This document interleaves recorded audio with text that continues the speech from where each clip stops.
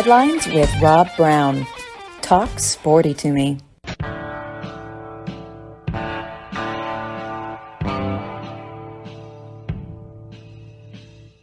All right, welcome to Wednesday's college football basketball blitz on Sidelines.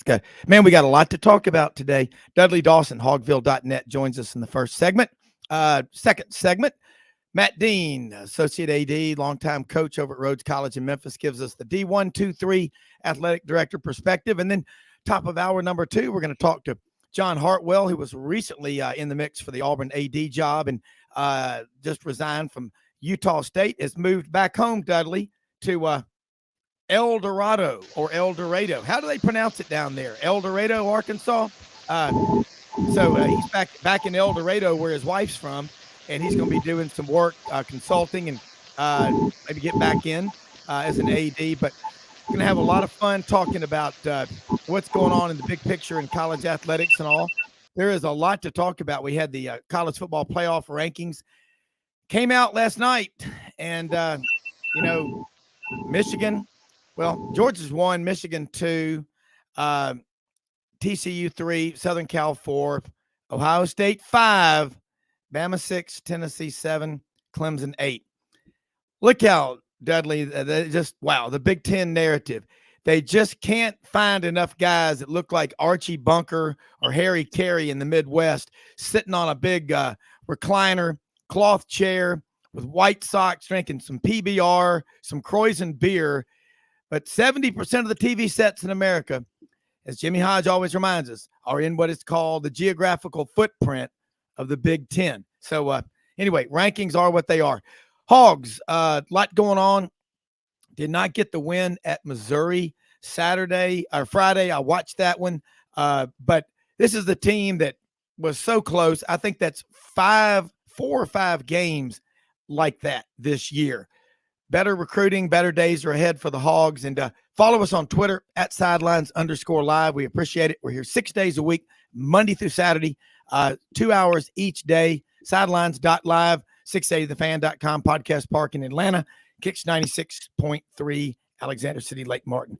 Dudley, kind of the takeaway from the season that just wrapped up. We don't know what bowl the HAWGs are going to, but like to get your thoughts. I've got a lot of questions already on tap from Razorback fans that listen, and I'll let you get started. And first off, say thanks for taking time, as always, to join us, the ECS House Industries from Chad House and the great company, the great folks over in Cherry Valley, right in the heart of the Delta.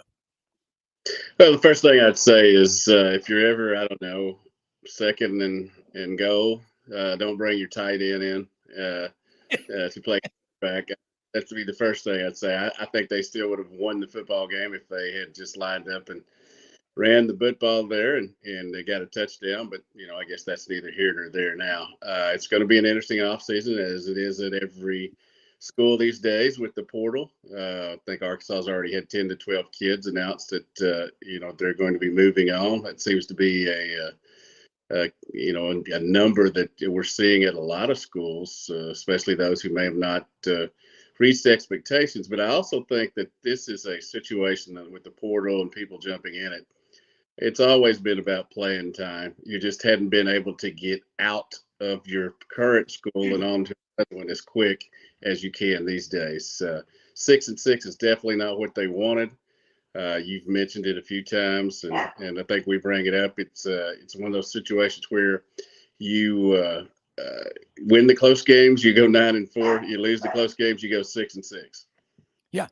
Well, Dudley, I mean, look at it. You go back, it started with that Texas A&M game, that haunted Arkansas, the Superman, the 95-yard fumble return by Texas A&M. And that was about the best Texas A&M did all year. And break down these losses, and you think about KJ Jefferson running the ball so much, exposed himself. Is that how you see it, that they're not that far? We talk about 1-22, 23-44, and 45-85. So I want to talk about those, the losses, how you think they could have avoided them in a way. And also with injuries, we know that. then we're going to get into recruiting, because that December signing period is coming up December 21st, the first day of winter. So it's 3 weeks away from today. Yeah, I think I banged the drum on injuries early on, and I think that was a legitimate concern. But as the year went along, it was one of those situations that it became more about execution and decisions. Not about culture, not about talent, but about executions and decisions. And I think, what I talked about with the tight end there, you talked about with KJ's leap. There's just some, things that didn't go right in key situations. They did the previous year. They didn't this year. I'm sure there's going to be going on right now. He's having meetings with the players. I know he's having meetings with the coaches too. We've already seen the Jamil Walker, their strength and conditioning coach, be fired less than 24 hours after the Missouri game.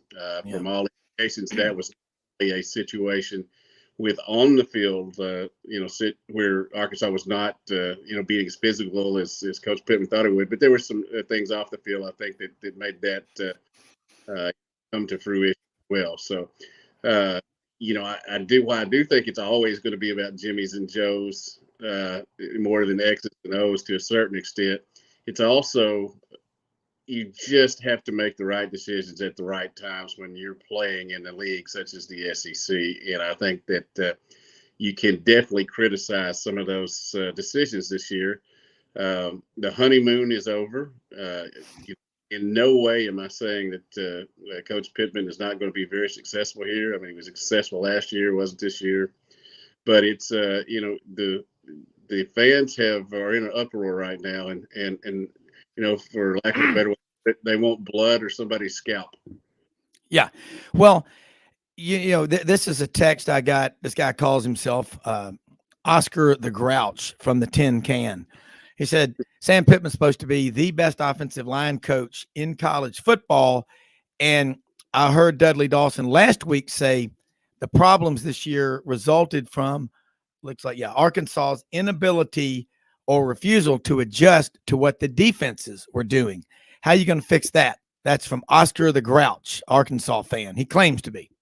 Yeah, well, I stand by that because, obviously that offensive line played pretty well early on. I've made a statement here recently that I think when you look in terms of experience, they certainly had it. Certainly had cohesiveness there early in the year, but they just did not going back to execution again, did not adjust to the athleticism and schemes that were coming on. I don't know if Coach Pittman is going to have to, have a little bit more of a hand in that. They're going to have to adjust. One thing I know, obviously, Ricky Stromberg, the center, declared for the NFL draft yesterday, and he'll be taken, rather highly. They've got a few other seniors that are moving on, some that were banged up, like Dalton Wagner, who played through, a lot of injuries. I do think you're going to have a trade-off next year, and that you are going to have some more athletic, some more quick offensive linemen that are going to be able to adjust to different things. They're not going to have experience.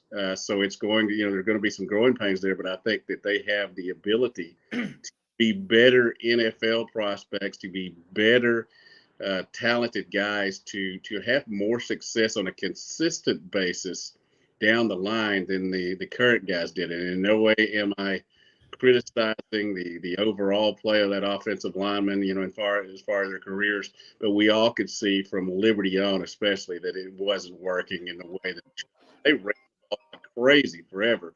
And then all of a sudden, Rocket Sanders goes from running away with the SEC rushing title to getting 10 carries on Friday, which is just not, you just can't do that. You got to give your best player the ball. Yeah. And it's frustrating. I mean, and have never won. The Hogs have never won up in Columbia, and that's a source of frustration. But this is a team, of these 6 losses, am I correct? 5 of them are within a touchdown or less. Yes. I mean, and look, I want to give you credit. You said all this in the preseason. You really know what you're talking about. And we're going to bring Jimmy in, speaking of Jimmy's and Joe's. But you said this could be a better team, but not have as good a record as last year. And I don't know if it's a better team than last year, but they certainly didn't have the same record. But you're right. Things go your way. You get those 9, 10, 11 win seasons. It's just, there's a lot involved in it. But I think that there will be changes on the staff. I mean, you don't want people to be gone, but you always say it. Sam Pittman's not afraid to make tough decisions, is he? Yeah, and the as far as my predictions, some of them coming right. Every once in a while, a blind squirrel finds a nut. So Yeah. yes, you're going to get a few right. But I know this football team is not as good as it was last year. I think that's clear. And again, execution. We can find little things along the way that they didn't do as well. I don't think that they had the leadership on the team they did last year, which is not really that unexpected when you remember that Grant Morgan was here like 12 years and Hayden Henry like 8. It seemed like, they had a lot of super seniors and they were not there this year. Definitely not an excuse. It's just a statement of fact. But I do think that you can recruit your way out of this. You can coach your way out of this. You cannot accept what happened. And I think that the salvo sent with the strength and conditioning coach was not only something that that Coach Pittman wanted to take care of, but also was, a statement that 6-6 is not what we expected. We're disappointed. We're going to do something different. Yeah, and you've got to. There's no other choice. But I do think Sam Pittman, he's building something at Arkansas they can win on for a long time. Just got to make some adjustments. Jimmy Hodge jumping here with Dudley Dawson, hogville.net. Well, we talked about the fact that Arkansas had the toughest schedule in the country, and despite that, you can look at 4 games right off the top and see that they had opportunities to win those. You had A&M, you had Jefferson not being available against LSU. I think had he played, they would have won that game. For some reason, in the first half, they didn't show up against Liberty. They came back, had a chance to tie it at the end on a really either way 2-point conversion. You couldn't tell whether he got to the goal line or not because you had a Arkansas receiver blocking the replay camera, which was really weird.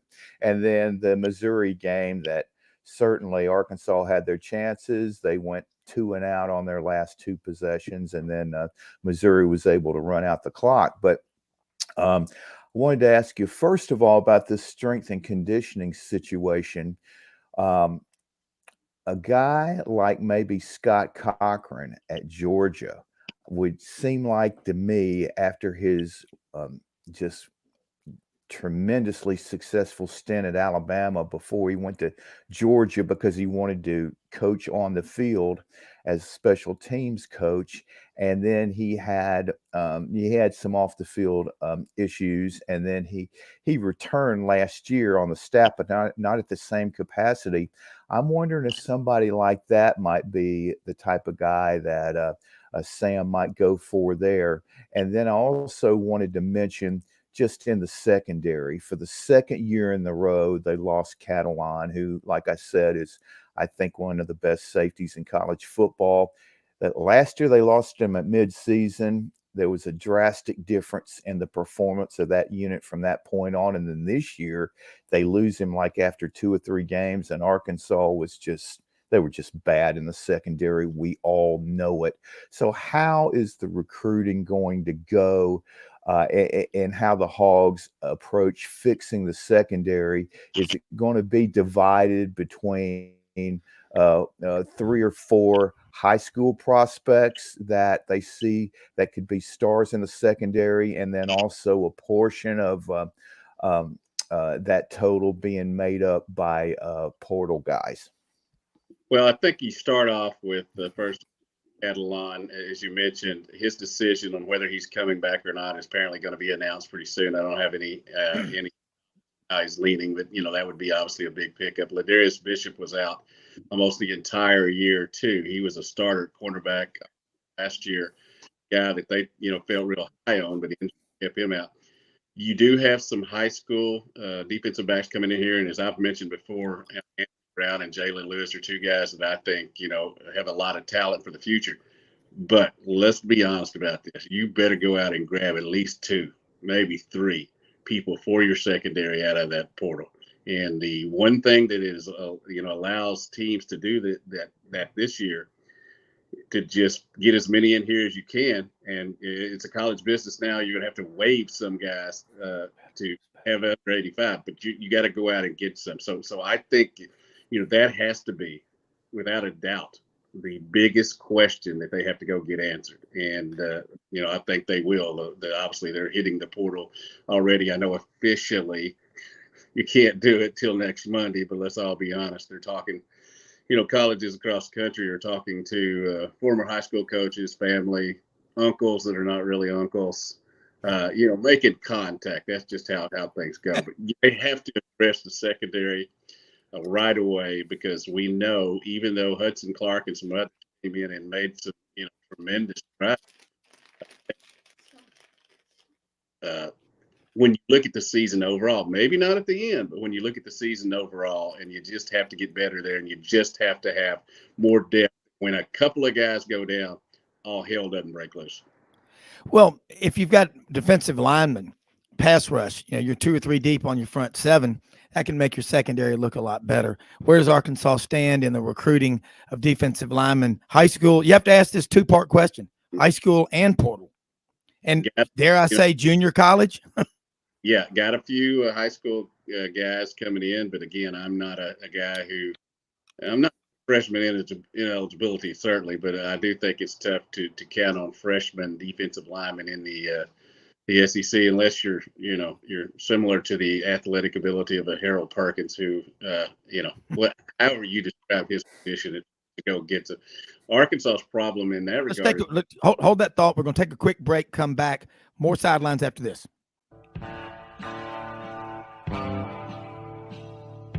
Hey y'all, it's Ainsley from Hewlett & Dunn, just coming to let you know about our new collection of boots. It's going to be our dress boots. They're the Horsepower collection, and they're genuine exotic leathers and really comfortable. Comes in all different sizes and patterns, so come check them out.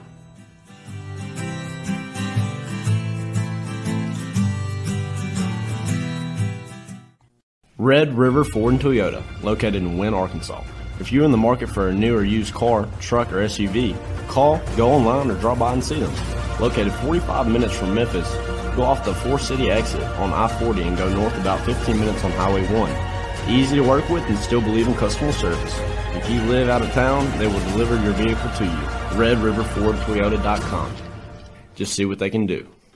Strengthen your seed zone this spring with quality tillage equipment from House Industries. Located in Cherry Valley, Arkansas, House Industries specializes in manufacturing superior equipment that will minimize your downtime and keep you working in the field. To ensure the highest quality control, all design, fabrication, and testing takes place in a 99,000 square foot manufacturing facility located right here in the heart of the Delta.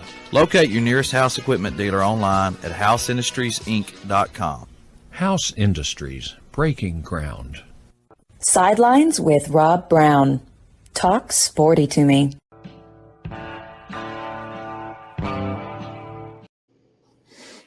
All right, Rob Browne back with Dudley Dawson, hogville.net. Jimmy Hodge up in Lake Zurich, Illinois. Question came in. Chad House, CEO of House Industries, right there in Cherry Valley in the heart of the Delta. He says, would you ask Dudley Dawson, who really knows the Hogs, is Arkansas going after a quarterback in the portal? Absolutely. Not only one, but we'll be going after several. There's a lot of them who have already jumped in the portal. We'll see where Arkansas focuses. But yes, absolutely. You have no idea really right now, or I should say, that KJ Jefferson is definitely coming back. I'm sure he'll get his draft knowledge from the NFL and make a decision then. But you have Malik Hornsby, who, was hit and miss, obviously. He's in the portal. Yes, you're going to – and you got Malachi Singleton, who will be here in January, but he's a freshman.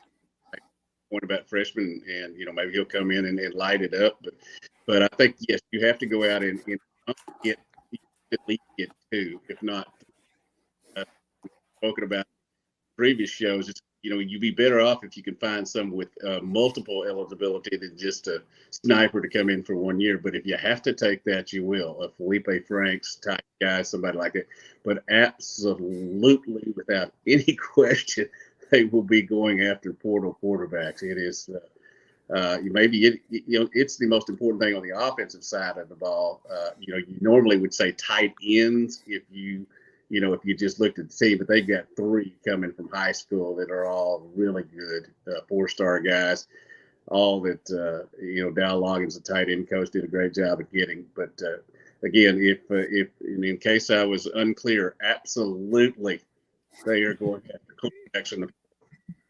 All right. Well, I mean, that's the question. I know Chad is a Razorback fanatic. Like, Dudley, you just don't see people that are passive Razorbacks. They're all in, or they don't know anything about them. It is a passionate fan base. And so that's going to be, like you say, 3 4-star tight ends coming in. Mm-hmm. Yeah. You think about what happened there in this season. Of these 6 losses, 5 of them, 1 possession losses. They're not that far away. I mean, knocking on the door, Bob Dylan knocking on heaven's door. They are very close, but you don't want to have every game go down to the wire. But in the SEC, it's going to happen more often than not because everybody's got players, don't they? Yeah, I agree with you that there are, a few plays that could have changed the whole course of the season. But I think, and you talked about the fans being passionate. Yes, that if they didn't care, they wouldn't be so upset. It's a double sword there. But I also don't want to try to think that there's just a few decisions away from a football program that you did any combination of things. We can point to plays that could have won games for them. We can point to situations that were just outright questionable in games that kept them from doing that. But there's a fine line between saying, hey, they're just that close, and just a few more things. It's 6 of one, dozen of the other. I don't want any. I'm thinking they can just snap their fingers and it would have been a 10-2 season, which I never thought was going to be the situation. But then you go back and look and you talk about the play at A&M, the game at Liberty, Missouri. You see the wins there. They were there. You just didn't get it. You didn't execute. Bad decisions. We can go over it for forever, Yeah, and I've always said your record, and I'm not the only one saying it, your record's what it is. You never know. You may win a game and lose the next one because you can't get over you beat that team, or a loss beats you 2 weeks in a row. And the psychology in sports, 95% of it's showing up with a positive attitude. That's life. You're right. As they say over in Newport, every blind hog finds an acorn eventually. You'll figure it out. But there's talent in this state. Looks like Arkansas is going to get the majority of them. But it's right now. It's put your foot on the gas and go recruit. And I don't know where Arkansas is going to go to a bowl, but they go to Florida. Kids come out to practice. You know what I'm saying? And you can pick up some bonuses, some low hanging fruit when you go down in Florida. So it's fun. That being said, the Las Vegas Bowl and the Florida Bowl would both keep Arkansas from recruiting in certain dates. So I don't know. I'll go to wherever they play the bowl game, obviously. But, I think they'd be better going to Memphis, Nashville, Texas, somewhere like that. And that's both for travel for fans and recruiting dates and just a better overall situation. It is not maybe the thing that the fans had in mind starting the year, but you got the 6-6. You're going to a bowl, as I've said many, many, many times. At this point, getting to a bowl is about getting the extra 15 practices. Whoever you have left in here, getting them up and running on those 15 practices. And if you were to go to the Las Vegas Bowl, you're only going to have 6 or 7 practices. Yeah. Great point. Nobody said that yet. We're going to get Harold Grader on maybe Friday or Saturday from the Liberty Bowl, Executive Vice President of the AutoZone Liberty Bowl, to talk about that. Hogs may be in Memphis. We'll see. Jimmy, jump back in with Dudley Dawson, hogville.net.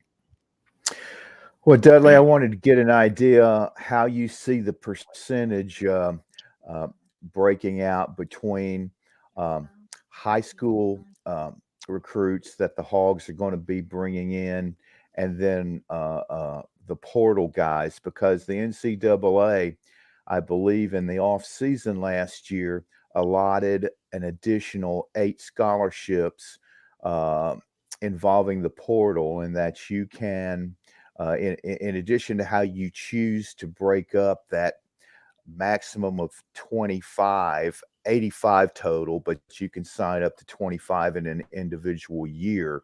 But then they're allowing an 8 additional signees for portal players, as long as those players that are leaving your program are in good academic standing. You can bring in 8 from other schools. How do you see that breaking out, in the 50-50 range, or a little bit more toward the high school prospects? Because everybody does it differently. We know that Ole Miss is one program in particular that tends to lean more toward portal guys rather than high school kids, even though they are changing that philosophy this year.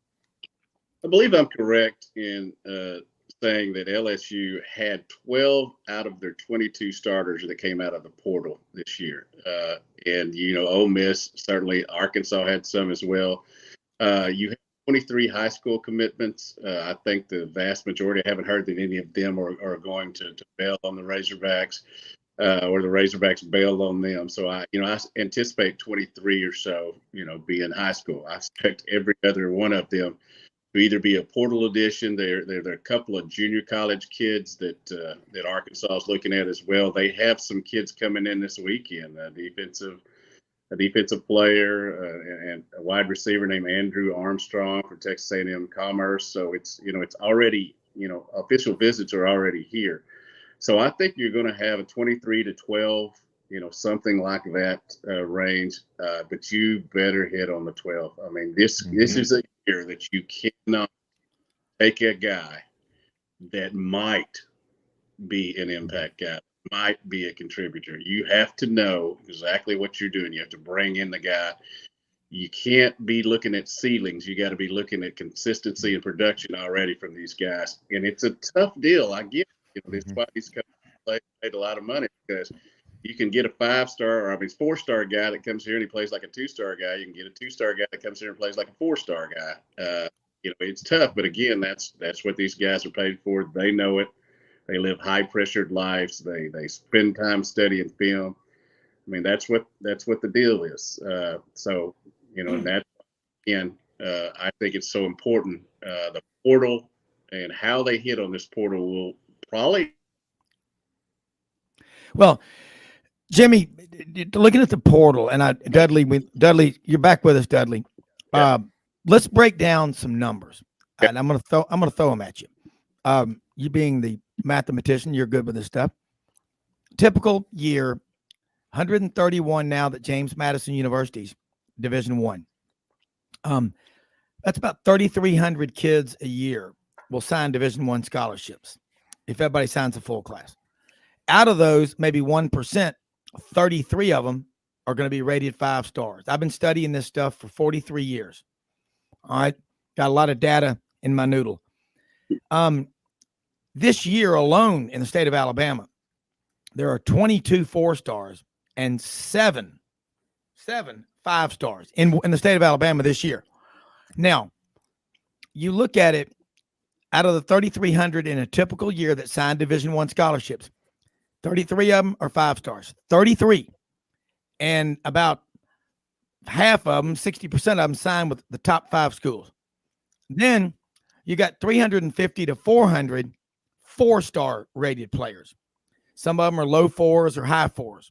Okay. Then the rest of them are 3s, 2s, and non-rated. So there's no doubt, Dudley, player development is critical. I'm going to ask you about a player from Christian Brothers High School. I ask you about him all the time. Patrick Kudus. Great family. The Kuduses, the Saxons, they're big, they're tall, they're lean. They're all really smart, especially Jim Saxon, Patrick's uncle. Still looks like he could play. He played college football at Rhodes College. Jim Saxon, great guy. But you see where I'm going with that? Player development's everything, isn't it? Yeah, and he's one of the young linemen that I was talking about that, I expect to be a contributor next year and has more athleticism, more quickness. And I realize there are some people who, when I talk about athleticism and quickness, they say, for a lineman? Yes, Yes.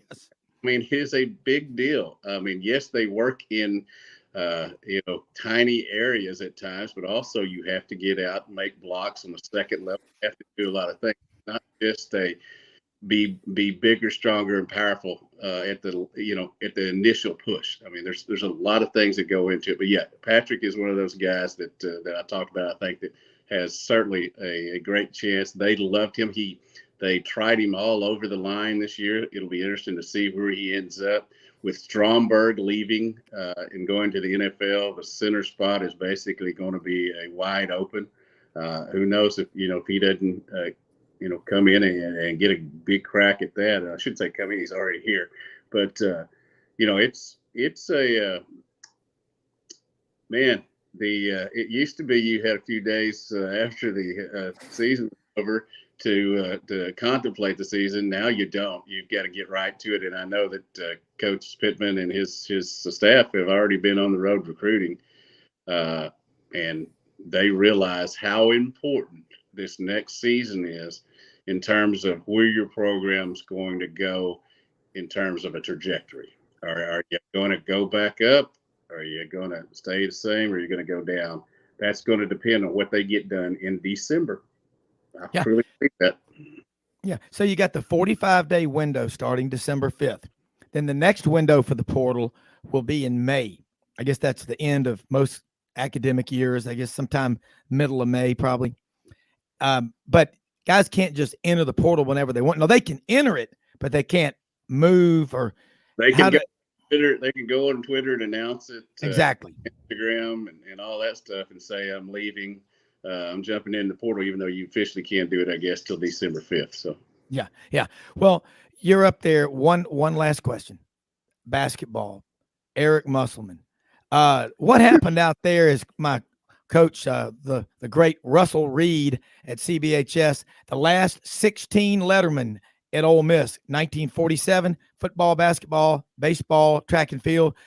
Coach Reed used to talk about Queen Liliuokalani from Hawaii. He said, now there was just Queen Liliuokalani from Hawaii. Now, what happened out there in Hawaii on the basketball court, Dudley? And you weren't there, no, but you wish you were. I was not. If I was, I'm sure that they were much smoother. I think yes, they would. People need to make sure to get there next time.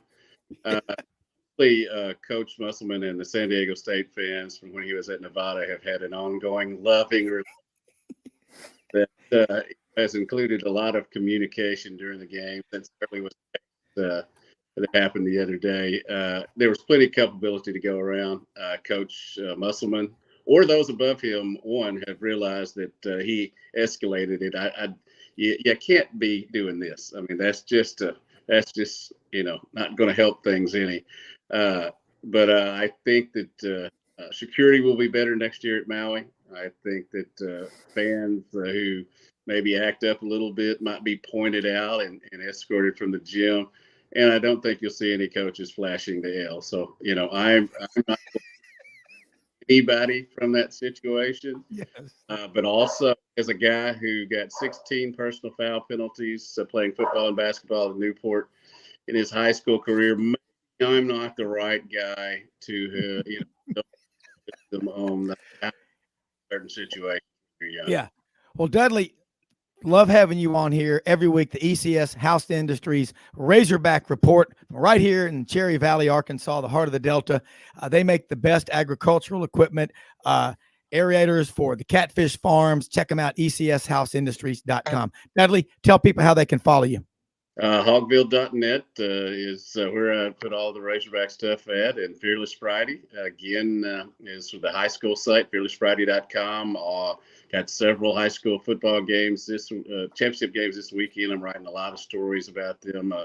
Big thanks to the Arkansas Activities Association for having coaches on a Zoom yesterday. It was like it was the SEC. I was pumped. And also you can find me on Twitter if you want to know what's happening with the Cardinals, Cowboys, Celtics, Manchester United, USA Soccer, and the Golden Knights. Dudley, I dare say it's fair to call you the Renaissance man of Northwest Arkansas, a former. Well, no, you're a Greyhound for life from Newport. You don't just say you are. Northeast Arkansas boy, a Newport Yeah. life, but my path led me up here. Thank goodness to to do what I do for a living. So Well, but it all began in Balch, Arkansas. absolutely. Come on, people. Hey, I'm gonna tell you what. These small towns. Memphis is the largest small town in America. It's full of people from Tuckerman, Marvel, Newport, Wynn, Levesque, then we got the borough. Now it pulls some of our people away, Jonesboro. But anyway, Dudley, thanks so much for being on with us. We're going to go take a break, come back. Matt Dean's going to join Jimmy and me. Got a lot to talk about on this Wednesday college football, basketball blitz. That is the ECS House Industries Razorback Report. Thank you, Chad House. Great company, great people to work with. Check them out on the web, ecsHouseindustries.com. More after this.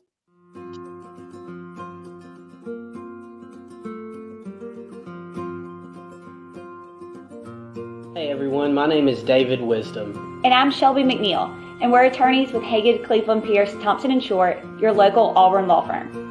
Established in 1959, right in the heart of Auburn, Haggard, Cleveland, Pierce, Thompson & Short has grown in response to our clients' legal needs. We're a full-service law firm focusing on the legal issues our clients face. We take pride in providing our clients with exceptional legal services, ongoing communication, and skilled representation. If you have any questions about our services, please give us a call or visit our website today.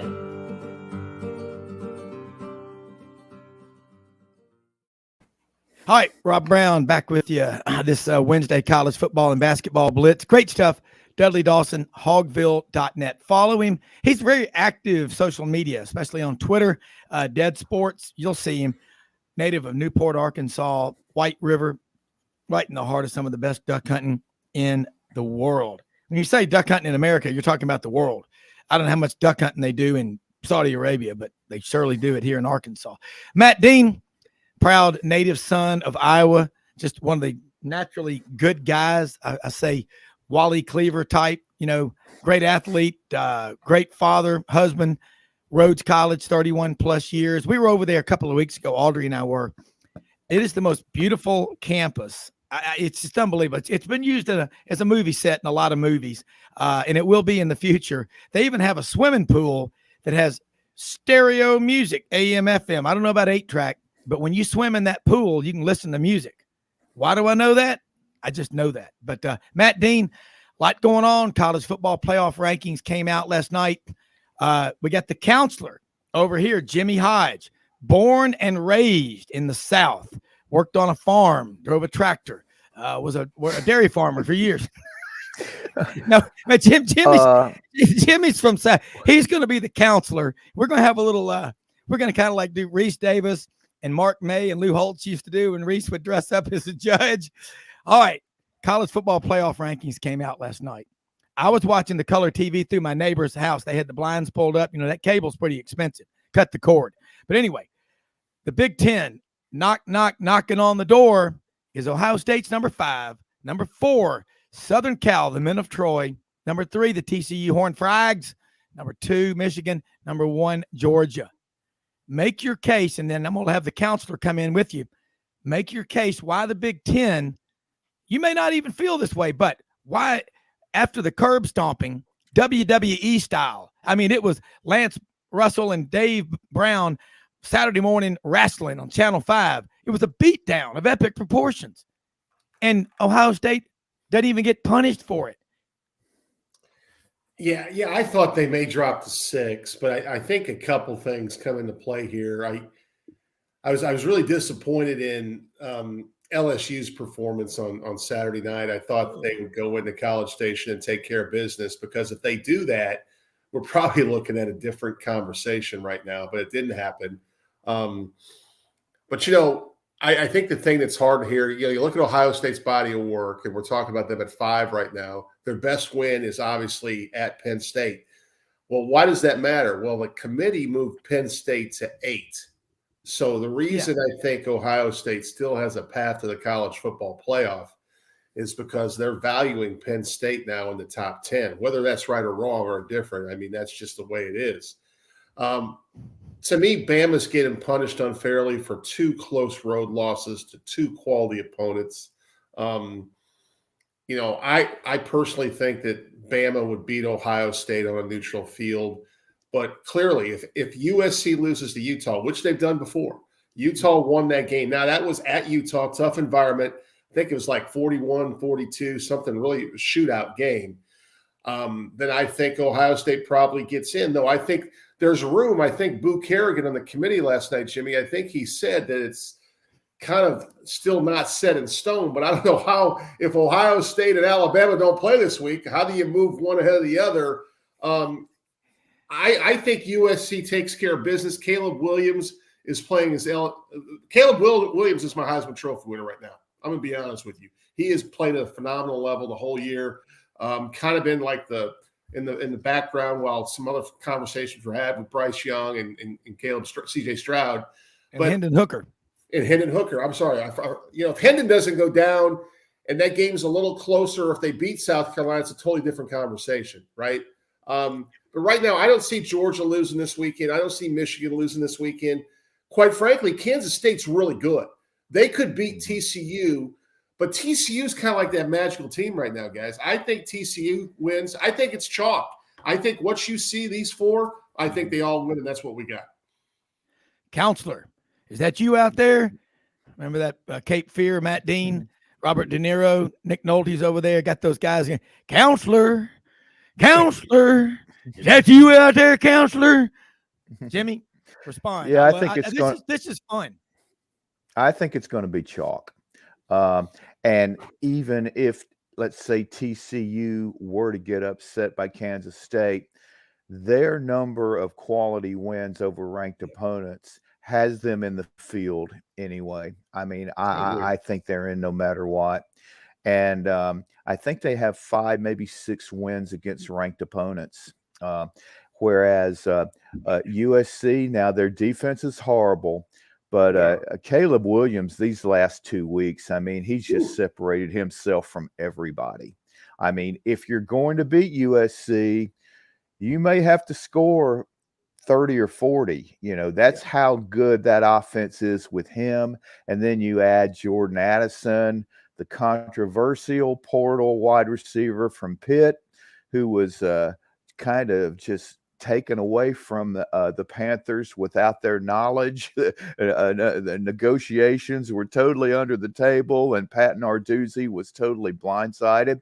And then a really impressive core of running backs. I mean, on the offensive side of the ball, they are a load. But yeah, I do see that. But yeah, this Ohio State Alabama thing, I think Kerrigan, looked like he was doing some sidestepping a little bit. How do you explain that performance against a 1-win Northwestern team when it took you 3.5 quarters to finally extend the lead to 2 scores and you end up winning 21-7? Maryland easily could have gone the other way. And even Penn State, the only, at least ranked team they beat at the time, Penn State was not playing their best football, and offensively they made that Ohio State defense look really ordinary. And then of course what we saw on Saturday, could you imagine if Alabama lost the Iron Bowl at home 45-23? I mean, we wouldn't even be having a discussion. Alabama would be somewhere in the 15-18 range. And for whatever reason, there's just something mystical about not necessarily the committee, but certainly the media in the Midwest and the Northeast. They're just infatuated with this program. And but I will say this, though. I mean, there is an argument regarding Alabama. What's really hurt them, I think, as you mentioned, the LSU loss to A&M really hurt. And then Ole Miss, the Kiffin controversy, I think that affected their preparation and their performance against State. And the fact that Ole Miss dropped off late hurt Alabama. So the way things are right now, if you're looking at it from a pure number standpoint, Bama's best win is against Texas.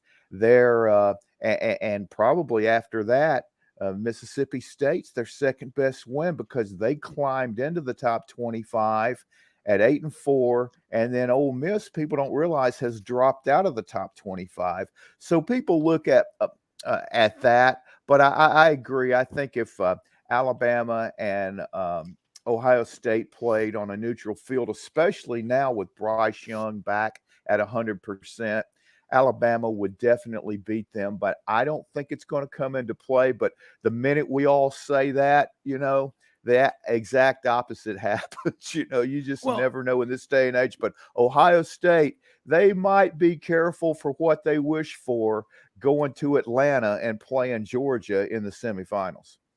Yeah, Matt. Okay, now I'm going to raise this point with you. Georgia is not being given the credit because they were home games, essentially. Game 1 against Oregon. Yeah. That was the game to open up the official week 1 of college football. They dominated Oregon 49-3. Oregon went off and reeled off 8 straight wins, was number 7 or 8 in the playoff rankings. They've lost 2 of their last 3. Number 6, I'm sorry. That's right. Got up to 6. And then they played Tennessee November 5th and held the number 1 offense in the nation that was averaging just over 50 points a game without a touchdown for the first 55 minutes. And the score was not indicative of how much Georgia dominated. And that's what is bothersome to me is, and Jimmy brilliantly laid out the case here before the highest court in the land, sidelines, jury, and judge. He's right. You don't struggle if you're going to penalize a school. And Tony Barnhart, Mr. College Football, the media guides, said on the show earlier this week, the committee takes into account if you have a player injured. That's hurting Tennessee that Hendon Hooker is out. But then Georgia's not getting credit for those wins. I don't think, and that's a problem. The playoff committee is appealing to all these Big Ten fans. A lot of guys that look like Larry Bud Melman from the old Letterman show. Remember Larry Bud Melman? Watching TV, drinking Croix beer in Ohio and Illinois and Michigan, and they don't care if it's right. They want those eyeballs. And that's why we've got to go to the 12-team playoff, because then there are not really more than, you may say they're not even 4 great teams, but 12 is going to, think about the interest in the month of November, Matt. All 25 teams in the top 25 are going to think they've got a chance to be in the playoff, won't they? It's going to be a blast. You're right, Rob. The last 2 weeks are just going to be even more special than they currently are. But I think the committee did make an interesting statement. And what I mean by that this week is, Jimmy, you talk about Michigan's domination, especially obviously in the second half against Ohio State, because Ohio State led that game at halftime. But they didn't even blink. Georgia's number 1. You would think that quality of win. Is there a conversation that Michigan should be number 1? They're not. I think the committee respects Georgia. I think the eye test right now is Georgia sometimes gets a little distracted and plays with people. And in the second half, they just put people away. Another shout out here. I know we're kind of going off tangent, but I watched a little bit of that Georgia Tech game. What about the job that Brent Key did at Georgia Tech? They just named him yesterday the permanent head coach. He's an alum. He went 4-4. After they had a coaching change midseason. A lot of people thought Willie Fritz was going to get the job from Tulane. I don't know what happened there. Willie Fritz is a really terrific football coach, and Tulane's fortunate he's staying with their program. But I just think Georgia, I watched them live, and it was a game that mattered. You said it, Rob. It was the first week of the year. Everybody was watching that game. Dan Lanning coming back to play against his former team, and they got smashed, man. And Oregon's good. I mean, Oregon's a Bo Nix injury away from being 11-1 right now and in the conversation for the football playoff. Yeah, and Bo a Nix couple is of questionable Dan Lanning decisions from the sideline, which I thought he repeated against Oregon State. No, he did. It didn't help though, Jimmy, when the punter dropped the snap when they were up 10 with 12 minutes to go at the goal line either, right? That was not. You're right. Yeah.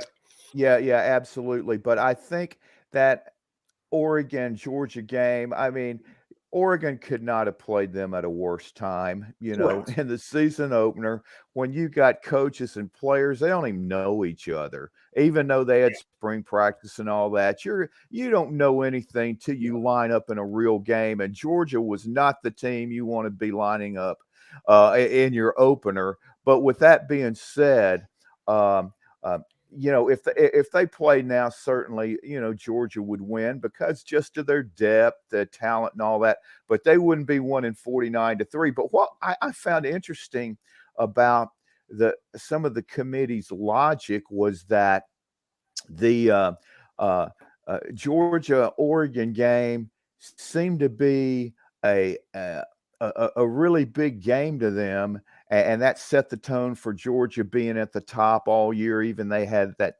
struggle at Missouri, but yet uh, Notre Dame's, Ohio State's struggle against Notre Dame in the season opener, which was kind of in a similar situation. Marcus Freeman, his first game as head coach, and the Buckeyes had really a lot of guys back, and they really struggled to get that final touchdown to make it, a two-score game. And yet the next week, Marshall comes into Notre Dame and upsets them, and the committee didn't even seem fazed about the struggles that Ohio State had in that game, not to mention Northwestern.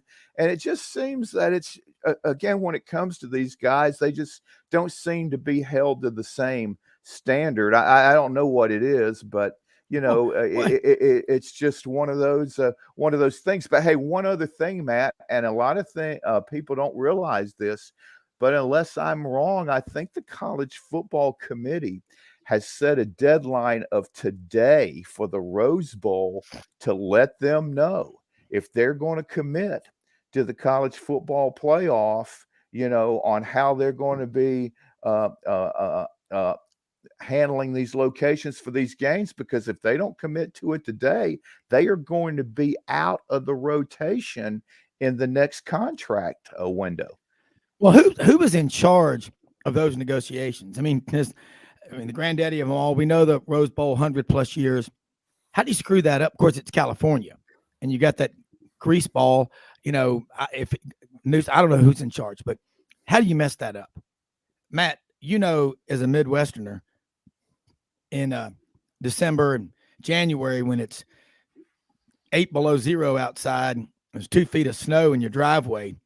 People in the Midwest, it's erotic, the excitement that is elicited from a Rose Bowl bid, isn't it? I mean, you'll see 60,000 Badgers or Illini fans or Iowa fans make the trek. It's like the grapes of wrath just heading west, isn't it, to the Rose Bowl? Historically, it's been one of the biggest things. When Iowa was resurging in the early 80s under Hayden Fry, they went to the 81 Rose Bowl, and I think Washington kind of handled this 28-0, if I remember correctly. But anyway, that's the whole month you get out there, right? I mean, you get your ticket, you get your hotel room, and you figure out how you're getting out there, because you're right. It's something to look forward to. And if Jimmy, if that turns out to be true and that they're out of the rotation, boy, that's just that doesn't have any logic to it. That makes no sense, especially from geographics in a rotational. You want to have a West Coast venue, and what a better venue than the Rose Bowl to have in your college football playoff, right?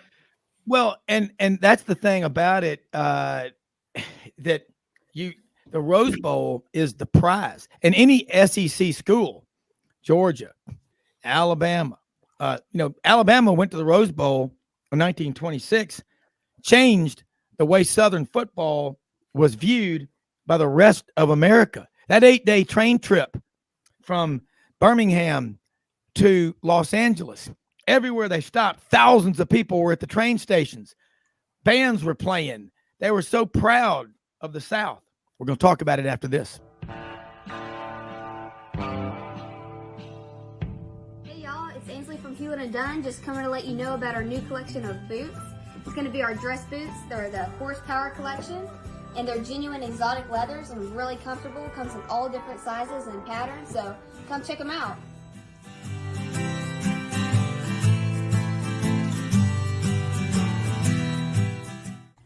Red River Ford and Toyota, located in Wynne, Arkansas. If you're in the market for a new or used car, truck, or SUV, call, go online, or drop by and see them. Located 45 minutes from Memphis, go off the 4-city exit on I-40 and go north about 15 minutes on Highway 1. Easy to work with and still believe in customer service. If you live out of town, they will deliver your vehicle to you. RedRiverFordToyota.com. Just see what they can do. Strengthen your seed zone this spring with quality tillage equipment from House Industries. Located in Cherry Valley, Arkansas, House Industries specializes in manufacturing superior equipment that will minimize your downtime and keep you working in the field. To ensure the highest quality control, all design, fabrication, and testing takes place in a 99,000 square foot manufacturing facility located right here in the heart of the Delta. Locate your nearest House equipment dealer online at houseindustriesinc.com. House Industries, breaking ground. Sidelines with Rob Browne. Talk sporty to me.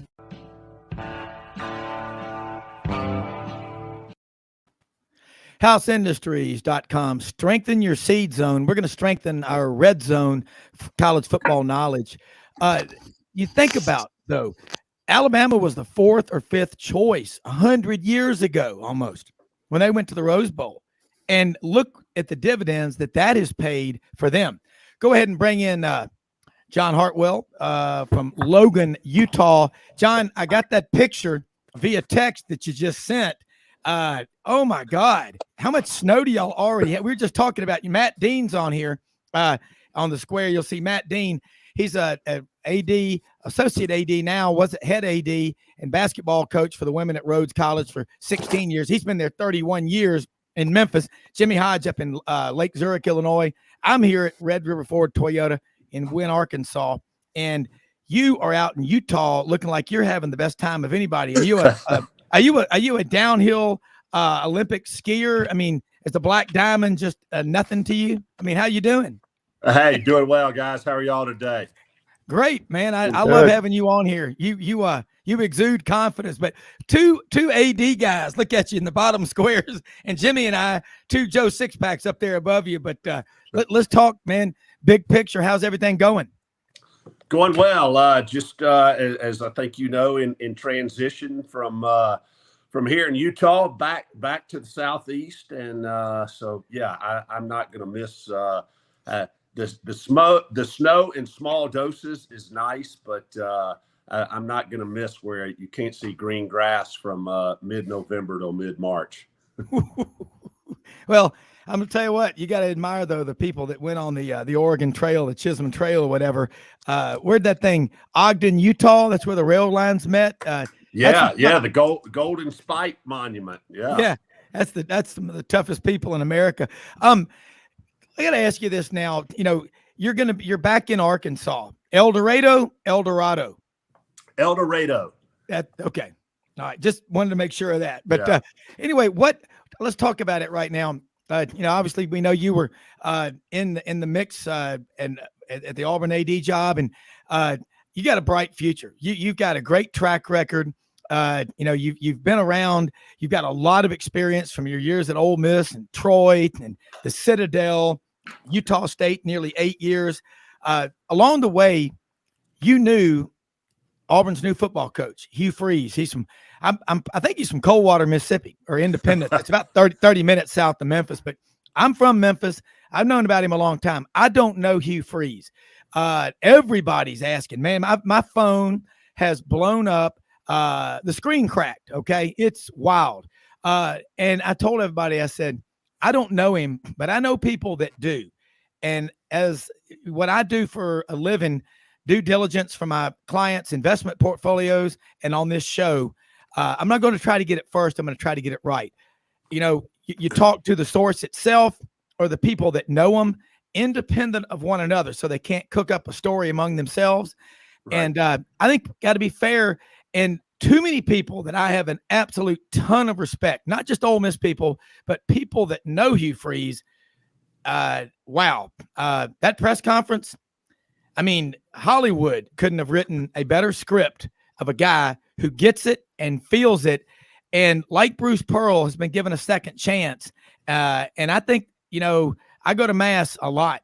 I've never heard it said not to be forgiving of people. Make mistakes, be held accountable. and you move on. But you know Hugh Freeze.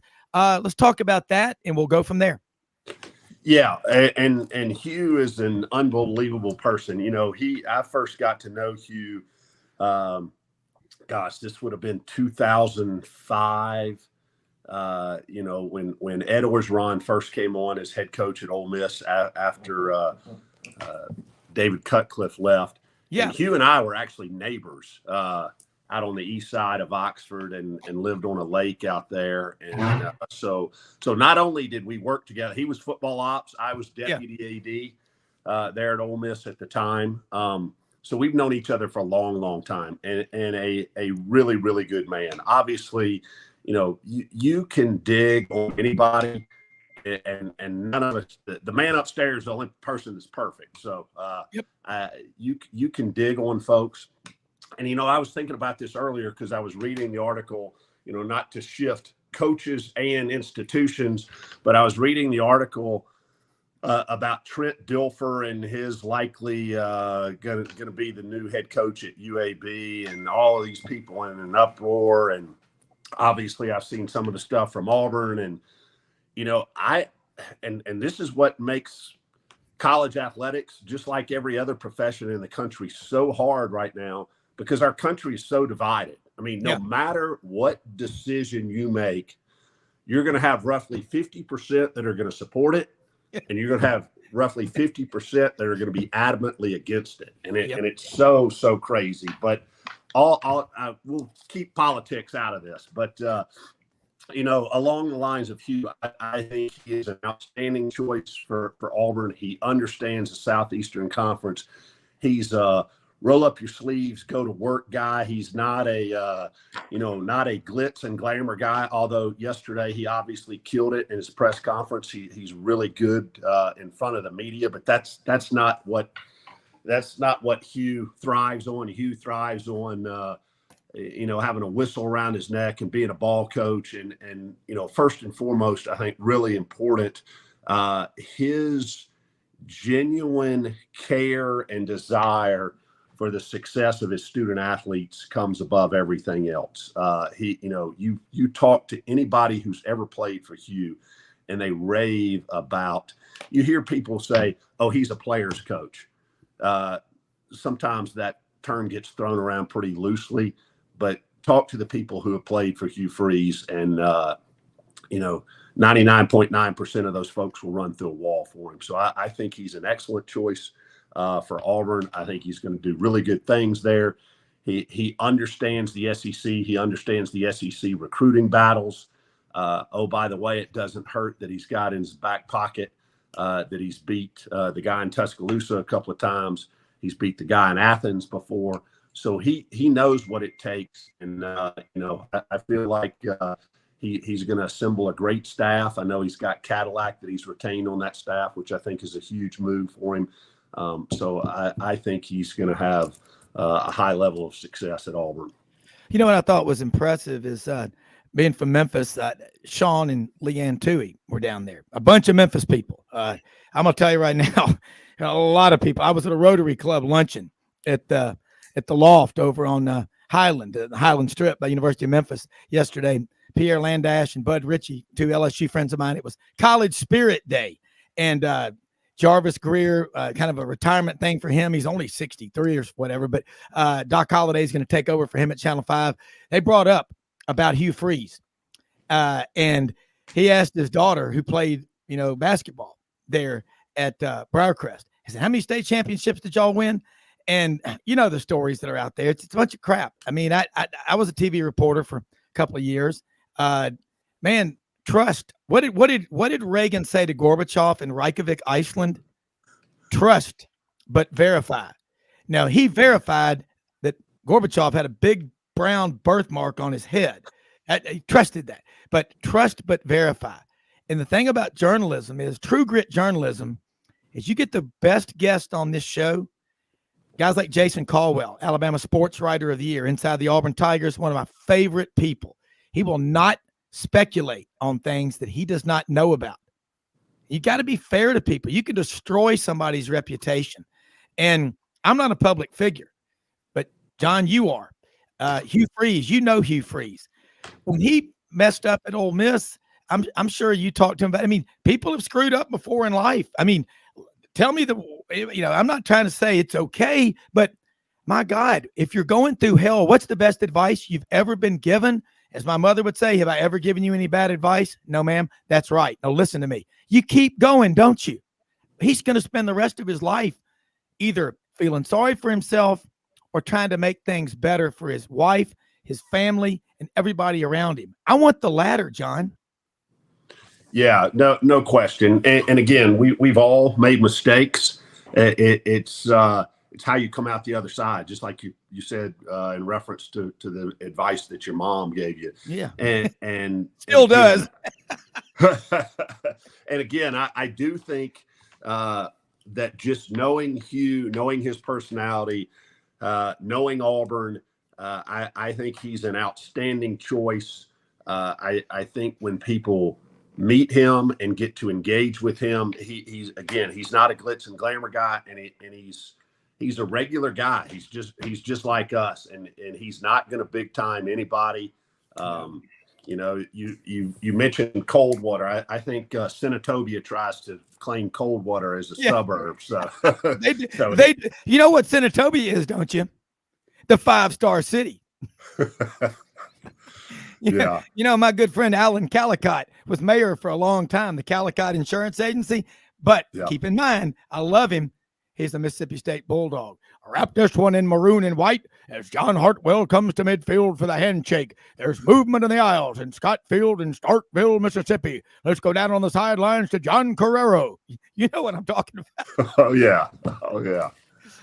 But I think that's a cool, what you just said. I mean, you've been in athletics administration for a long time and the private sector with E&Y. You've run businesses. You've had to make budget. You've had to make tough decisions. Here's another guy who's made a lot of tough decisions in athletic administration at Rhodes College. Gets the big picture, D1, 2, 3. Matt Dean, I want to introduce you to John Hartwell. I think y'all are like-minded, very smart, very good philosophers. But jump in here, Matt. Well, John, it's a pleasure to be on these Hollywood Squares with you today. I wanted to ask you, I thought that I coached your nephew. And am I right? When I was at Denison, Charlie DeLacy, is that correct? Yes, absolutely. Yeah. Just one of the finest young men I've been able to coach in my career. And the year I was at Denison, he was my captain. He scored 1,000 points for the institution. So I just wanted to get that off the table because I thought forever, I thought we had a mutual connection. But, John, you make some good points. And one of the things you talk about, we're just such a divided nation right now. One of the things I used to tell my teams, it kind of relates to Hugh Freeze a little bit. After a big win or even a tough loss, there's an old saying, it's never as good as it appears or bad as it seems. The truth's somewhere in the middle, right? And I think, I had a chance to meet Coach Freeze when he was coaching girls high school basketball at Briarcrest because I was the women's coach at Rhodes. And he's won state championships coaching high school women's basketball. And I just think anything he does, he has a meticulous grind. He's just really attention to detail guy. And I'm going to tell you what, it's going to be an interesting few years in the SEC now with the state of Alabama, with Coach Freeze there going against Coach Saban. I'm really excited for Auburn football. One of the best traditions in all sports is Auburn football. When they're doing well, a lot of things are right in the world. So it's really exciting if you're an Auburn fan. Gas is cheaper when Auburn's winning. Jimmy, jump in here with John Hartwell. John, hearing Matt say that, I didn't even think about that. I mean, and I think where I'm going with this is people that, I listened to some of these. I got out of the pool last night at the Y from swimming. And a couple of weeks ago, I saw Kyle Rote Jr. over there. He swims every day. Jimmy Sexton's partner for a long time. Kyle Rote Jr. is a good man. I don't know if you know him, athletic resources management for a long time. Kyle Rote Jr. is a good man. And I'm listening to this similar format, Hollywood Squares type deal on ESPN and listening to these sanctimonious, self-righteous Pollyannas make statements like, Auburn's a rogue school. It's just a win at all cost. Seriously? I just, how many of them actually know Hugh Freeze, have ever met him, And I'm not on this crusade to save somebody. He'll do it himself. You do it through your actions. But we have, Hugh Freeze, John. Hugh Freeze, Matt. I know a lot of people that know him. So, this is cool stuff. But anyway, Jimmy, jump in here with John Hartwell. Well, I wanted to ask both of you guys from an administrator standpoint in regard to how this process that ended up with Hugh Freeze came about from your standpoint, because as this thing went along, and I couldn't help but go back to the Auburn discussions with Kirby Smart and how that went awry because Auburn basically did not want him to coach in the national championship game, which I thought was a huge mistake because that would have been great publicity for Auburn. We're bringing our guy in, as the head coach from Alabama, and this guy's coming fresh off a national championship season. He's been around Nick Saban all these years. We're going to be able to, just be a blueprint, basically what he's done at Georgia.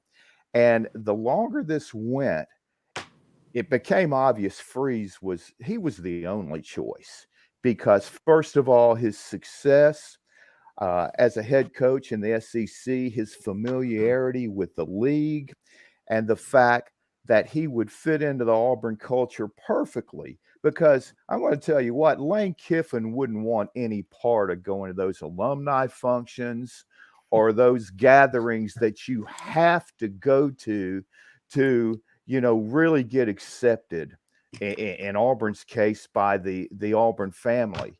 And Hugh Freeze is exactly the opposite.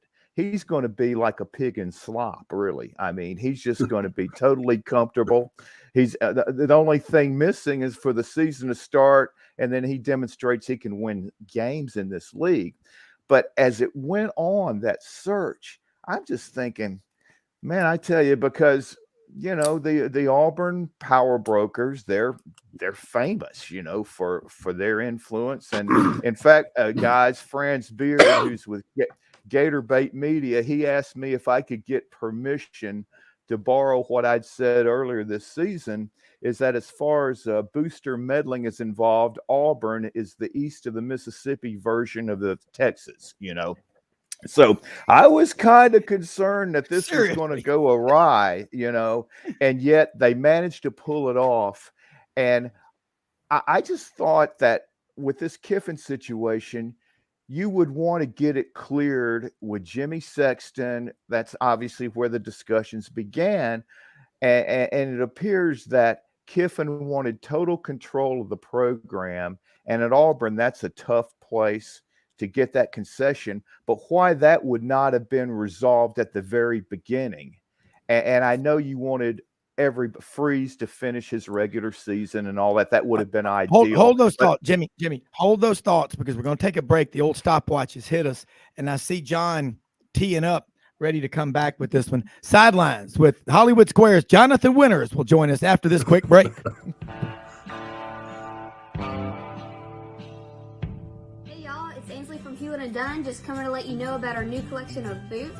It's going to be our dress boots. They're the Horsepower collection. And they're genuine exotic leathers and really comfortable. Comes in all different sizes and patterns, so come check them out.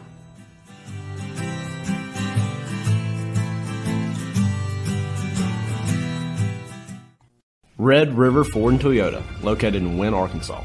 If you're in the market for a new or used car, truck, or SUV, call, go online, or drop by and see them. Located 45 minutes from Memphis, go off the 4-city exit on I-40 and go north about 15 minutes on Highway 1. Easy to work with and still believe in customer service. If you live out of town, they will deliver your vehicle to you. RedRiverFordToyota.com. Just see what they can do.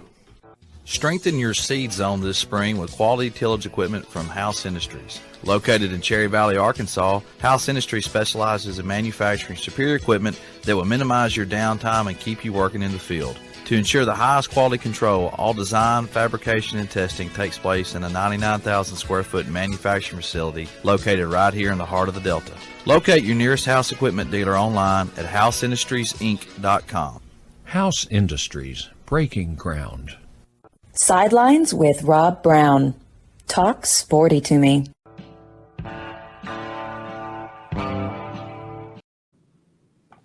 All right, back here on this Hollywood Squares, Rob Browne, Jimmy Hodge, John Hartwell, Matt Dean, the ghost of Jonathan Winters. Jimmy, you were finishing your question, and go ahead and do that, and then I want John to answer. Yeah, I wanted to get the viewpoint from both of you because, Matt, you're a Midwestern guy, and I just wanted to get your interpretation of how you think things were, what was happening as things were unwinding. But I just contrasted it with how Wisconsin handled the Fickle hiring. I don't think that could have been handled more flawlessly. You didn't even know until Sunday morning that Wisconsin had zeroed in on Fickle, and then they make the announcement later in the day. Whereas the Kiffin thing, I mean, it had to be a distraction for Ole Miss in their preparation for the state game, and then also really, the way they played. And I know you guys have seen and experienced it all, but the bottom line was that Auburn got the right guy. All's well that ends well. But how did both of you guys see, and what was your version in your mind of what you thought was happening as this whole process unwinded? Yeah, and I think only the people on the inside will know for sure, but it had to be challenging from the standpoint, John Cohen coming in as a brand new athletic director. Mm-hmm. Obviously, he knows the SEC from being at Mississippi State for quite a few years, both in a coaching capacity and as the athletics director. But anytime you go into a new place, there are nuances that you have no idea until you step in the door, until the day you start. So that was one component of it. Auburn football, and this is not a knock on Wisconsin, because I know football is very important in Wisconsin too. And, every day you walk in that place, you have to walk by the Barry Alvarez statue and pay homage to it. But, it is, people are rabid about Southeastern Conference football. And so, whether it was people tracking tail numbers of airplanes or there's a lot of people that don't have a whole lot to do, and they have a whole lot of time on their hands to speculate about some of these things. So all of those things played in there. And then, quite frankly, from Lane's perspective, he, that's part of his personality. He enjoys kind of stirring the pot some on these things, whether it's engaging people on Twitter and things like that. And, you can, people can say what they want to. I think it did have a detrimental effect on Ole Miss over the course of the last 2 or 3 weeks of the regular season in terms of how they played. And I mean, that was something that I don't know that he could have controlled. And no matter what he says to his team, kids understand. Kids are on social media just like everybody, just like fans are, and they understand what's going on. So that was a tough situation. But again, people have such a high interest level. There are so many platforms on social media where people can get information and misinformation, because again, people putting things out there that had no relevance at all. But there's a certain component of the people who scour social media who, hey, somebody said it on Twitter, it's the gospel. And that's part of our challenge, going back to some reputational things. That's part of our challenge today. But, I think you made a great point. The end game was exactly where they wanted to get to. Hugh, being the head coach at Auburn, was exactly where they wanted to get to. How it got there was a little clunky, but most searches today, and I applaud the Wisconsin administration for how they handled it and how Luke Fickell's group handled it. Because anytime, and I think this is really important in these coaching searches, you have institution A involved in it, you have coach B involved in it, you have search firm C involved in it, and you have agent D involved in it. And oftentimes it's hard to determine and pinpoint exactly whether it was A, B, C, or D where the information leaked from. But it's tough to keep it under wraps. But again, I applaud Wisconsin and how they did it, and I applaud Auburn because I think they got the right person at the end of the day. And as people were saying, if that phone call came from that 334 area code, or if John Cohen was calling Hugh Freeze, the 662 or whatever Starkville is, he would yes. Matt Dean, as Jimmy said, you are from the Midwest. Get your perspective on that. I think John was so right about the rabidness of the SEC fan base and the social media culture. When they decided to make a change with Harsin, I mean, we knew who the top 2-3 candidates were from day one. Another hire that I think from a former great player, AD at Nebraska, that went really well. I thought Trev Albert's getting Matt Rule from the Carolina Panthers. Now, I know it's different because he was not a sitting head coach at Institution B, right, John? But yeah, at the end of the day, that was handled really well. Little similarities. Cadillac stays at Auburn. It looks like Mickey Joseph is going to stay at Nebraska. Mickey Joseph, the former quarterback for Nebraska back in the early 90s, played for Dr. Tom. When you look at Nebraska, what's really interesting is they thought they had a home run 5 years ago with Scott Frost because they're bringing home the prodigal son who was their championship quarterback that come off, the mythical national championship year at UCF, right? And they bring him there, and he never even went to a bowl game. So I just think, I've never been in the search as extensive as John at the level I coach, and also I was an AD at. But quite frankly, your short list going in. And I think John's point is real tricky when you have a new AD in the mix as well, because you have people before John Cohen was hired that probably had a certain perspective. He comes in. Those minds have to blend at the table. And like you said, that the whole agent side just complicates things because there's certain things the agents want to have leaked, right? And that's just out of your control as an administrator. Yeah, and it is. And you think about the stuff that's put out there. There are stories that about Hugh Freeze or anybody, man, when you're out there in public and you lay yourself out there, man, people come at you. And then, it's kind of interesting to me, right at the last minute before a decision is made, somehow a reporter decides to write a story, a hit job. I mean, you think that stuff doesn't happen? You're a living brain donor if you do. Happens all the time. Yes. And if this stuff was such a big issue, it would have been brought up a long time ago. October surprises. Give me a break, man. I mean, that I'm going to tell you something. By God, you better be certain you make an accusation about somebody. That's why we have libel and slander laws out there. And there are people that masquerade as journalists. And I'm not going to tell you I'm a journalist. I don't have a journalism degree. I mean, I've got mine in communication and minor in business and history. I know about communication, but also know your honor is dearer than your life. Don't destroy people. Trust but verify. Vet people out. John Hartwell, you talk about that process. Again, you've known Hugh Freeze for a long time. One thing this guy can do is he can recruit. And in the state of Alabama this year, there's 22 4-stars, 7 5-stars.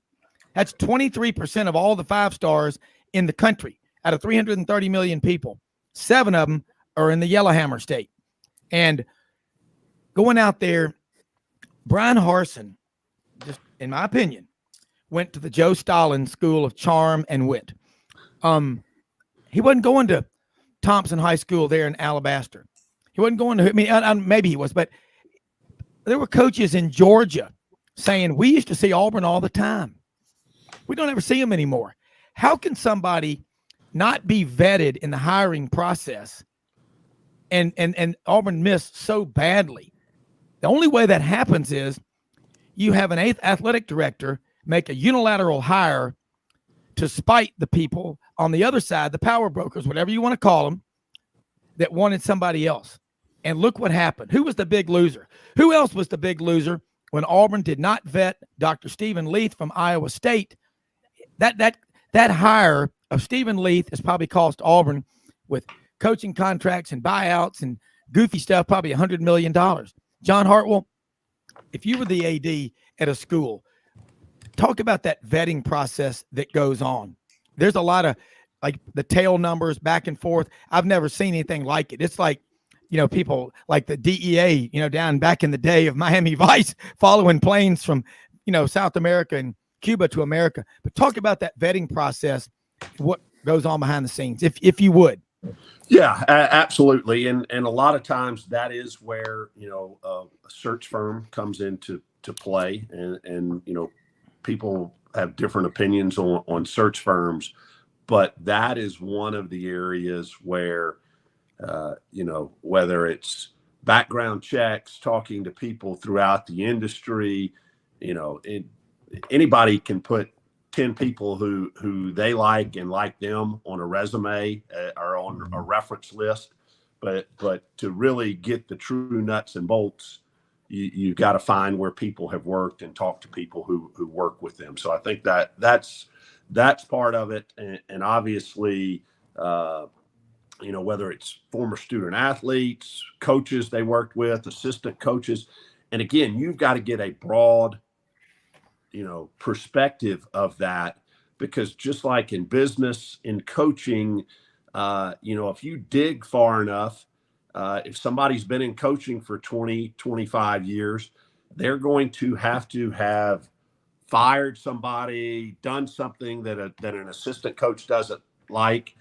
And that assistant is probably going to have an axe to grind, whether true or not, just because they got fired by XYZ head coach. So I think it's important. You can't just listen to one perspective. You've got to get a body of work and make an educated decision. And it's not easy. I mean, that's why presidents, head coaches, athletic directors, you get paid a premium to one, be able to vet through those things, two, make an informed decision, and three, to have thick skin, because whoever you hire, you're going to have a contingent who's going to say, "Oh, you suck. You don't know what you're doing," this and that. I mean, that's just part of it.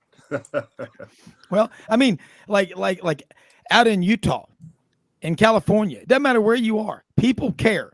And then you get boosters.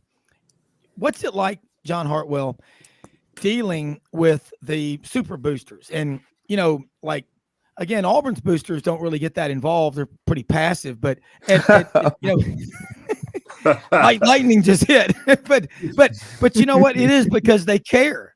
It is because they care. And where would Auburn, you say whatever you want. Bobby Louder loves Auburn like Shug Jordan, like Ralph Jordan Jr. He would give his last breath for Auburn University. And he was on the board of trustees for 29 years. People had their opinions, but you know what? Auburn wouldn't be Auburn without him. And you got to have those guys. But John, what's it like when you get a call when you, in your position as an AD over the years at Troy, at Ole Miss as deputy AD, at Utah State? The guy said, "Listen, I got to tell you, John, my neighbor's boy, Raymond, he ain't getting any playing time. And we's wondering, if we's wondering if he's going to get some playing time or ain't writing any more checks." What do you say to somebody like that? Junior Sample screaming at you on the line, and he's a $10 million donor. Well, first off, I'll keep this clean. Like they said, everybody's got an opinion. Like everybody's, but you've got to be able to field those calls. You don't have to necessarily acquiesce to whatever their desire is, but you certainly got to field it. And there is a pecking order there. The higher the number of zeros on the back end of the checks they write, the more you have to listen to them and acquiesce to what they're saying. But I'll say this, and you see this play out over and over and over again. And this is going back about 20 years ago, and I was sitting in a session that was sponsored by NACTA, the Athletic Directors Association, and Kevin White was the speaker. And at that time, so Kevin just retired recently from Duke as the athletic director, had been the AD at Notre Dame, Arizona State, Tulane, Maine, maybe one other one along the way. But something that Kevin said at that time, again, it may have been 15 years ago, that is even more pertinent today, said, hey, if you're an athletic director or you're a head coach, when your shelf life at a single institution is probably somewhere in the neighborhood of 6 to 8 years, because over that period of time, if you've spent that much time somewhere, you're going to have made enough decisions, coaching decisions, budget decisions, whatever it may be, other personnel decisions, where you're going to make some people mad. You're going to have told enough people no that, well, hey, I want to jump the priority list for the next suite that comes available, or I need 10 more parking passes, where I need, I've got to have 6 courtside seats. Well, all those courtside seats are sold right now. Well, you're not hearing me. I need 6 more courtside seats. So those conversations happen with ADs every day. And so just like Kevin said, he said, when you get to that 6, 7, 8 year mark, you better start looking for the next gig, because your equity is going to have been eaten up, no matter how good of an AD or how good of a head coach or how good of a CEO you are. You're going to have made enough people irritated to where that contingent is going to grow, and it's going to make, staying at that institution that much more difficult. And that is spot on, and probably even more so today. That number may not be 6 to 8 years. That number may be, 4 to 6 years now. Well, we're about to go to a break. When we come back, we're going to do some rapid fire roundtable with everybody talking about the college football season, college football playoff committee. But I like your take on that. I mean, you got the guy calling up. Can you imagine a place like Texas A&M or Texas, with the price of oil being what it is? Remember the old TV show Dallas? Room full of J.R. Ewings in there. Everybody wearing a hat with a bolero tie with tons of money. And then you try to make a decision, and everybody's trying to, bench press their wallets in public. It gets kind of crazy. I can't even imagine. But we're going to switch and get into the football season that is what is going on right now. Lots to talk about. Hollywood Squares version of Sidelines, back after this quick commercial break.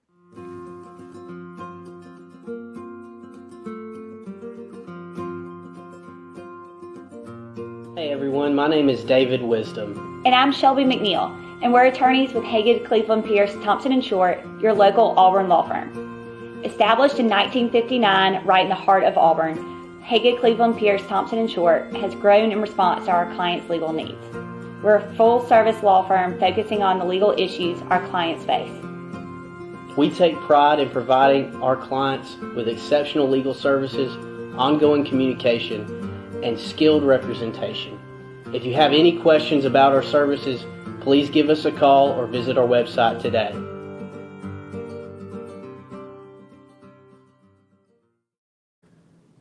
All right, Rob Browne back here with you. Let's do a little rapid fire college football roundtable, and everybody try to keep it 30 seconds less. We'll start going. Jimmy, that top 4, and I want to get John and Matt in here and everybody. Top 4 that came out yesterday. You think it holds through the weekend? I think it does, because with the magnitude of that Ohio State loss at home to Michigan, it was just so devastating, in the second half, that I think TCU is now in a position with 5 or 6 wins over ranked opponents that they're in no matter what Saturday. So that leaves USC, and even though their defense isn't very good, Caleb Williams and that offense, even though Utah really matches up well with them, I think USC is going to find a way to outscore the liability of their defense. All right. Matt Dean. One of my favorite coaches, even though my son works at Oregon, is Kyle Whittingham at Utah. His press conference this week was great. He basically told the media that, you've already crowned USC, and, we're still going to show up for the football game. Dalton Kincaid is one of the best tight ends in America. I think Utah possesses the ball. They keep Caleb Williams off the field. I think Utah upsets USC Friday night and creates chaos. John Hartwell, the McLaughlin Group. Wrong. Hey, I'm gonna have to echo what Matt said there.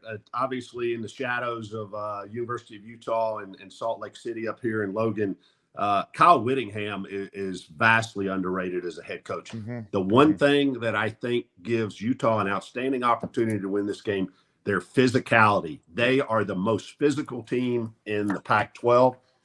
And the other one that I think Michigan and UGA are a lock. Yeah. But I also think K-State is one of the best coach teams in the country. So I think they may give TCU all they want. Yeah. Hey, I wanted to ask you guys real quick, you guys being out west and John being familiar with that part of the country, do you think Bronco Mendenhall might be a serious candidate for that Stanford job? I think he could be. I think it was a situation where he was just burnt out from coaching and in today's demands. I can totally understand that. I think he's refreshed himself.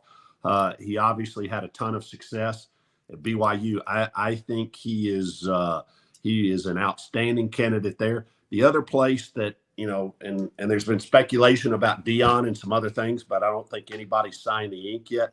I could see him at Colorado as well. John, when everybody talks about Utah and physical, we saw him play Florida in the first game of the year. Florida got the win. Florida developed some bad habits as the season went on. But Utah, Kyle Whittingham, 18 years. You've been around him. You probably know him. They play some damn good football out there. What's the biggest difference that you see? Obviously, Utah State, y'all played Alabama September 3rd. You saw that up front. But to you, I like to ask our friend Tim Horton, who's coaching running backs at Air Force Academy, a proud native son of Conway, Arkansas, the Wampus Cats. I love that nickname. And but what is the biggest difference you see West Coast, Mountain West, Pac-12, and these teams back in the South? I've got my idea, but I want to hear it from you unscripted. I do think it's the physicality, and I think that's why Utah has been able to be successful out here because and when you say physicality, that starts on the offensive and defensive lines and the size and the strength and the athletic ability of those guys. And I think it's you have more depth on teams. I would say this categorically, on the east of the Mississippi teams, and I'd say the Big 12 too. But I would say this: here's what Kyle Whittingham's done. He's gone and gotten some very good linemen, and he has also sprinkled in talent. If you look at the athleticism, and he's gone to Texas and Florida and other places to get skill position players. So that's been a really good formula for him to be successful there. But again, I think when you look at the physicality, go back to the beginning of the season when Georgia played Oregon and absolutely ran them off the field. It was no match from a physical perspective. Yeah, and it's just amazing. Kyle Whittingham, we remember what he did to Alabama in the Sugar. But you see those moments, but they're not playing week 1 through week 12, those kind of schedules. But I just think there's good football all over the country. And here at Utah State, Blake Anderson, well, Arkansas State launches a lot of careers. My wife Audrey's ex-husband, Ray Osment, is a guy there in Jonesboro, in the borough, a big supporter of Arkansas State, he knew Terry Mahajer. I'm sure you knew him. Now, then, you had Bowen go over there for a while, and now they got new people. But, look at the connection. Hugh Freeze was at Arkansas State. Now he's at Auburn. Gus Malzahn was at Arkansas State. Now he's at Auburn. Brian Harsin was there briefly. He went to Auburn. Halloween was a scary night, but he's gone. What is it when you're looking, and I'm going to throw this one, you and Matt can answer it. When you're looking at a coach, is it a kill deal if the guy has never, like Harsin had not coached, in the deep South. He'd been at Arkansas State, but Is that something that scares you, or is it just it's on an individual basis if you think he can do well recruiting in the South? I think you've got to look at what their recruiting history is, where that recruiting base has been. And I do think to have sustained success, whatever part of the country it is geographically, I think the head coach and certainly a lot of their staff has to have experience and familiarity in recruiting those areas. And, quite frankly, Brian just did not have that. The vast majority of his recruiting had been the West Coast, California, Arizona.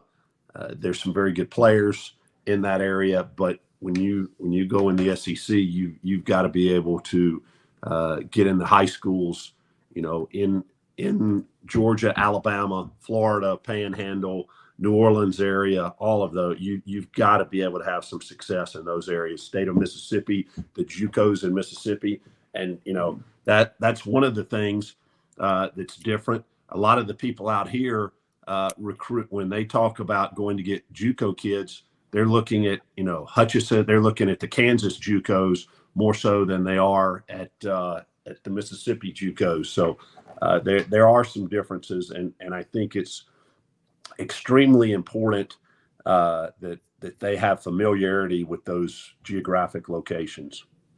Matt Dean? Yeah, uniquely, Rhodes is much different, but there is a similarity. We look at recruiting when we vet coaches because our average ACT is 30, SAT 1,400. So, we have to get someone who understands how you go about that process of recruiting a high academic level kid. When I was coaching our women's basketball program, my best players, I recruited doctors, future doctors that wanted to play basketball, but maybe not at the Division I level, and I've got double-digit doctors and double-digit lawyers out there. So someday Rhodes is going to benefit from my philosophy. I promise you, when I'm long gone, they're going to benefit from that from a donor standpoint. But it's got to be after you do all your vetting and you feel comfortable with that person. It doesn't matter if it's a volleyball hire for our level. It doesn't matter if it's a volleyball hire, a cross-country hire. You got to be able to recruit student athletes. And for us, we're 33% of our student body at Rhodes. Our net tuition revenue is over $20,000 a kid. So it's very important our coaches understand who we are recruiting. Yeah. Well, and I was at lunch with Warren A. Bud Ritchie. Anytime you meet Bud for lunch this time of year, he gives you a big tub of gumbo. So I love it. But we were talking about that, Rhodes College, the academics, the kids that we had over the years at Duncan Williams that came from Rhodes. They all worked. They came in on fire, on point. And listening to you and John Hartwell talk about the job as an AD, and Jimmy and I would like to hear this. John, on a daily basis, I remember Jimmy and I talking to Peter Burns on SEC Network at Media Days a year ago, July 19th of 2021 at the Winfrey there in Hoover. And he said, hey, if I don't call you right back, don't take it personally. He goes, I've just looked at my phone. It was in the afternoon, about 5:30. He had 562 missed texts. What's an average day like with what you're doing and then student athletes and coaches coming to you, John Hartwell? I want to throw it back to you first and then to Matt. So people out there that are listening can understand what an AD's role is. Yeah. So I'll give you the contrast of, in my previous life as a CPA, which days were pretty predictable in those days. And then the days in the seat of being an athletic director, which, I would have meetings scheduled, but the further that I got into my career, I would always leave, even on my busiest of days, try to leave, a cumulative gap of about 2 hours in my day, because you're going to have curveballs each and every day, whether it's coming from student athletes, whether it's coming from cross campus administration.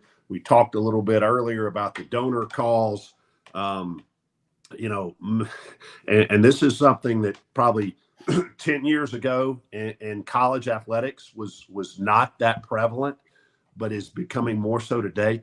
Parent involvement. I mean, I think back many years ago when I was a student athlete, you know, and I might get on the phone with my dad and say, hey, you know, this, you know, something went awry, you know, and my dad, I never forget, my dad his term was suck it up and be a bulldog. That was what he just said. So go deal with it. Yeah. Today you have some helicopter parents who start at grade school level, go through AAU or club soccer or whatever it may be through high school, and they feel like they've still got the same control, you know, when they get to college and their college coaches and dealing with that. And, you know, I will, as I tell parents all the time, I'll talk to you about anything. And I tell student athletes the same thing. I'll talk to you about anything except one thing, playing time. I am not going to talk about playing time. You need to have that conversation with your coach. So there are no 2 days that are the same, which is energizing and exciting on the one hand, but it can be challenging on the other hand too. And I should say day and night, because, you know, not that you necessarily enjoy them, but you get phone calls at 1:30, 2:30 in the morning. And I used to look at my dad like he had three heads when he'd say, son, nothing good happens after midnight. Well, guess what? Usually nothing good happens after midnight. Yeah, I agree. Matt Dean, great stuff, advice there. And I think about those boosters, those mega boosters. I just think of Foghorn Leghorn. I say, boy, yes, sir. Back off, boys. You're bothering me. I want to know about my boy, Jimmy Hodge. Why is he not getting playing time at quarterback? He was an all-star in the Catholic Middle School League. Well, Jimmy's 5'4", 143 pounds at quarterback, and I've got guys that are 6'5", 225, can run a 4.9. So that's why he's not getting playing time. Well, I say, okay, Matt Dean, kind of give your perspective on what John Hartwell said. He's right. It's a 24/7 job. John's exactly right. And see, I came at it a little different. I was a career-long coach that transitioned into an administrator, and then you could probably get the right day and I would probably tell you, I wish I never would have transitioned. But like the thing that was really hard for me when I was managing a basketball team, you know, 12 to 15 student athletes, you know, I've changed a lot of tires. I've had to charge batteries, you know, dealt with some issues after midnight, like John discussed, that were not pleasant. But when you become an AD, and I was also an AD during the COVID years, okay, and it was just besides the 24/7, you were dealing with some just new things that we had no idea what to grasp in terms of policies. And, you know, we turned our athletic facility into a COVID testing center. And I had my staff trying to keep us afloat, if you can imagine this, helping testing all of our students on a daily basis and our student athletes as well. It was a really unique thing. And then, you know, fortunately, I got out of that role and I'm back into a calmer role. But every day there's a curveball and what I would do is you have to put your phone down unless it's an emergency call. So like from 7 to 10 at night, I would try to focus on having a little bit of a life and then figure out from maybe 10 to midnight, I'd go back on the emails and go to bed for 6 or 7 hours and start over again. But it's what John has done in his career is fantastic. But let's be honest, it's 24/7. And that's why when you get those guaranteed buy games, like a chance to take a trip to Alabama, when you get your 1.2 million, whatever the number was, John, you got to try to enjoy those 48 hours because the ride home, people are asking, why didn't you play a closer game? Yeah. Oh yeah. No. Hey, Rob, let me give one other perspective. Yeah. We got about 2 minutes left. Yeah. Okay. Many years ago, people asked me, said, well, hey, why did you go into administration instead of coaching? And I said, when you're a coach, your livelihood directly depends on 18 to 22-year-olds. At least when you're an administrator, it only indirectly depends on 18 to 22-year-olds. Hey, that is great stuff. We're going to do this again. Hollywood Squares version, Sidelines, doing it a lot. I want to say this, folks, we're here 6 days a week, Monday through Saturday. John Hartwell, former AD at Troy, deputy AD at Ole Miss, recently Utah State. Great future for John Hartwell. Great things are going to happen for John. Great man. Matt Dean over at Rhodes College, associate AD now. Jimmy Hodge, Dudley, Dawson, this has been fantastic. Go out and help somebody with the expectation to get nothing in return. Don't give to get, give to give. Most often we see the face of Christ in the least among us. And guys, there's a lot to talk about. We're going to try to get Mr. Bill Hancock of the College Football Playoff Committee on next week after maybe we can get him on Wednesday or Thursday of next week. Last time he was on here, it was so wild. He goes, I love coming on your show because I don't really have to talk. It was pretty wild on here. We had Jonathan Winters up in the far corner. I'm going to tell you what, we're all old enough to remember the Johnny Carson show. I don't think it'll ever get any better than that night.